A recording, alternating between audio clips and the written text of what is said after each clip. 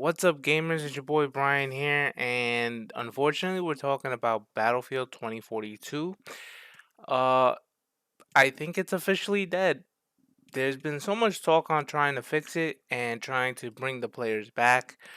I just I got myself a refund for it. Now, mind you, I wasn't one of the ones who did the over $100 pre-order to get early access. If you're one of those people, I extremely feel bad for you because you were probably very excited to get your hands on this game, and this game has been a total mess. I would even love to include footage of the game, but it is such a mess on PC. I can't figure out how to stabilize it enough that I can record gameplay footage.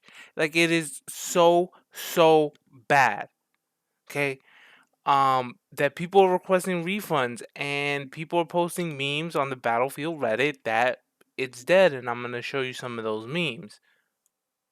So here we have the cemetery of EA developers that have gone under, that EA has closed. You see some that are famous for some games: Visceral for Dead Space, Pandemic for uh, Battlefront 2, the developers of Command and Conquer, developers of Medal of Honor, Mythic, the developers of Camelot. I mean, you wonder if Dice is next on the chopping block because of such a fall from grace from Dice. Dice only does one thing. They only do the the big multiplayer games like Battlefield and Battlefront, and obviously EA has not confirmed that they're doing another Battlefront. Battlefront 2 is broken on PC, and of course the mess that is Battlefield 2042. Dice might be the next studio to permanently close, and it will be because of the interference from the suits at EA. Next meme, we have Battlefield 2042, what we were promised, an exciting, modern, kind of futuristic shooter with the old games. What we got was the microtransaction machine with the skins and stuff like that. And last but not least, rest in peace, Battlefield from 2002 to 2021, ruined and desecrated by EA. So I sit here and I wonder, um, for me personally, I think I'm done with Battlefield as a franchise. I think this was a bridge way too far. It took my money. It didn't give me anything workable. I can forgive a game that may not have all this content. I may forgive a game that has some bugs. No game is ever really truly perfect. But I won't forgive a game that won't work. And I shouldn't have to be here and be going into codes and all kinds of stuff to get it to stabilize on PC. I shouldn't have to do that. To me, once I have starting to do that, you've crossed the line for me, and I don't want anything to do with the game. And it doesn't matter what patches you release. I just most importantly, I don't trust EA. I think I've aside from the Mass Effect Legendary Edition, I don't think I buy EA games anymore. I think the last game that EA can convince me to buy is Mass Effect 4. But if they screw that up like they did with Andromeda, forget it. I don't think I would buy another EA game. Um, Maybe the Star Wars games, maybe by Respawn, but that it's just the big franchises from Electronic Arts, EA, the evil assholes, have been declining ever since this guy, eh, the CEO who's in now. I can't remember his name. I think it's Andrew Wilson. This is the guy who's been tanking the quality of games. Madden was a yearly release, but every year they try to do something new, get you in more. I had a collection of Madden games for the last two generations.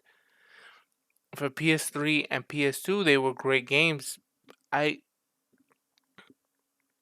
I refuse to buy Madden anymore. Okay? Need for Speed is no longer, one of the top racing games. NBA Live used to be a thing when I was a kid. Now it's completely dead. They don't even try to compete with 2K, which allows 2K to skimp on quality.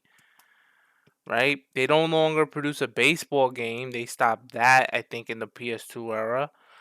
Uh, Battlefield was one of the best multiplayer shooters in the market for big battles and cool moments. And honestly, I just don't see myself buying another Battlefield game unless on reviews it's stellar. I mean, the next one has to be a 10 out of 10, 5 out of 5, whatever the reviewers that I trust on YouTube and independently to who are not bought by these companies. You know, you go and you see the Metacritic score. The critics pay at these uh professional journalist sites always give the game a higher rating than what the users do. And when there's so much of a disconnect there, that just goes to show you that video game journalism, it's best to just find someone on YouTube who takes the time to do a review and tell you what they think, as opposed to trusting people at a Kotaku or a PC Gamer or an IGN or a GameSpot or those outlets are criminally bad because they're corrupt. They take the money from the publishers and they force out these booty lick critic scores, right? And then to prop up the game, and so when you go to Metacritic, you see the critic score, and you think, "Oh, it's good." But if you really look at the user score, to me, which tells the better story, it's terrible. Okay, to me, you want to buy something, you look at the user score before you buy something on Metacritic, or go find YouTubers who don't have paid connections to these companies, right? And just let them tell you what they think of the game, and you make an informed decision. You still want to buy Battlefield 2042? By all means, go right ahead. If you're gonna wait to, and now the thing that also gets me about this is that they want to make it free to play. You charged over $100 for people to get early access, and now you want to immediately go free to play because you don't have enough of a large player base to keep servers active, to get people into games more who want to play the game. That's not my problem. You know but that is a problem in that you gave up so quickly that you're going the free to play model, which is basically nailing the final nail in the coffin. Once you go free to play, you're never coming back from it. Your next Battlefield, good luck charging 60, $70. Why would I pay for the next Battlefield if you screw it up enough, you're going to put it free to play, and it's not going to be good enough to invest my time in like the old Battlefields used to be? Right? Eventually, the consumer puts two and two together, despite these video game companies thinking we can't. You go free to play, every Battlefield from here on out has to be free to play. And good luck getting people because you've already pissed off enough people. I will never buy another Battlefield again. So free to play is the only way to get me back. And I bought every Battlefield. 1943, Bad Company 1, Bad Company 2, Battlefield 3, Battlefield 4, Battlefield 1, Battlefield 5. Battlefield 1 is still my favorite. And that's a lot of people have complaints about that, but I was like, I actually applauded them for taking innovative approach to approaching a war that not many people make a video game of. You know, they chose World War One, which is very hard because if you want to go realistic, it's not going to be conducive to multiplayer and to a video game. Um, but they didn't go realistic. They played around with it, but they created a very fun game.